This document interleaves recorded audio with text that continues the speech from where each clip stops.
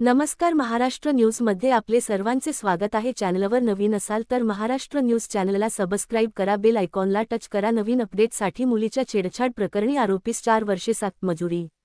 धाराशिव प्रतिनिधी। मुलीच्या छेडछाड प्रकरणी आरोपी महेश महादेव कदम यास 4 वर्षे 1 महिना व 2500 रुपये दंडाची शिक्षा कळंब जिल्हा व सत्र न्यायालयाचे न्यायाधीश आर.के.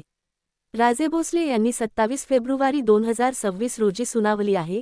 या प्रकरणी सरकार पक्षातर्फे अतिरिक्त जिल्हा सरकारी वकील ॲड. आशिष कुलकर्णी यांनी सक्षमपणे बाजू मांडली। गुन्ह्याची थोडक्यात हकीकत अशी की कळंब तालुक्यातील एका गावात 25 एप्रिल 2023 रोजी शाळेला सुट्टी असल्याने पीडिता ही घरी होती। त्या दिवशी सायंकाळी 7 वाजण्याच्या सुमारास पीडितेच्या आईने प्रमोद पवार यांच्या किराणा दुकानातून साखर आणण्यासाठी पाठविल्याने पीडिता साखर घेऊन घरी परत येत असताना लोमटे यांच्या घरासमोर त्यांच्या घरात राहणारा आरोपी महेश महादेव कदम याने पीडितीस रस्त्यामध्ये अडविले व पीडितेचा हात पकडून म्हणाला की तू मला आवडतेस, तू माझ्या सोबत बोल। तेव्हा पीडितेने त्यास विरोध करून तू मला बोलू नकोस, मी माझ्या आई वडिलांना तुझे नाव सांगेन। तेव्हा आरोपी महेशने पीडितेस धमकी दिली की तू कोणाला काही सांगितलेस तर तुला, तुझ्या आई वडिलांना व भावाला मारेन। तेव्हा पीडिता घाबरून घरी निघून गेली। या घटनेपूर्वीही मागील 1 महिन्यापासून आरोपी हा पीडिता शाळेमध्ये जाता येताना पीडितेच्या पाठीमागे फिरत असे व पीडितेकडे पाहून तिला त्रास देत असे।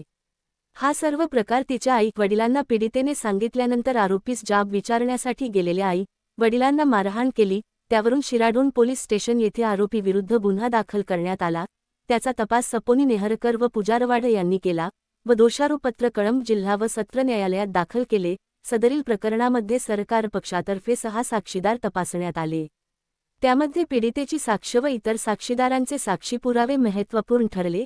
या प्रकरणी कळंब जिल्हा व सत्र न्यायालयाचे न्यायाधीश आर.के. राजेभोसले यांनी आरोपीस 4 वर्षे 1 महिना व 2500 रुपये दंडाची शिक्षा 27 फेब्रुवारी 2026 रोजी सुनावली आहे। सरकार पक्षातर्फे अतिरिक्त जिल्हा सरकारी वकील ॲड. आशिष कुलकर्णी यांनी बाजू मांडली। अतिरिक्त जिल्हा सरकारी वकील